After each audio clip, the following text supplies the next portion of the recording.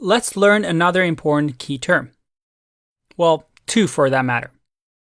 One is expressions and the other one is statements. You're going to hear this a lot when talking to programmers. So what do they mean? Let's have a look. If we create a piece of code here, let's just say IQ is 100. IQ has lowered.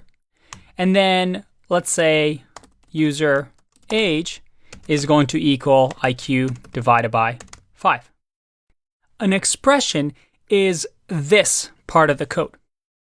It's a piece of code that produces a value. In our case, this produces a value, right? Because 100 divided by 5 is going to equal 20. So this is an expression. A statement, on the other hand, is an entire line of code. Not this entire thing, but an entire line of code that performs some sort of action. In this case, what action are we performing? Well, the action is that we're calculating 100 divided by 5 and then assigning that value to the variable user age. So this is an expression. This is a statement.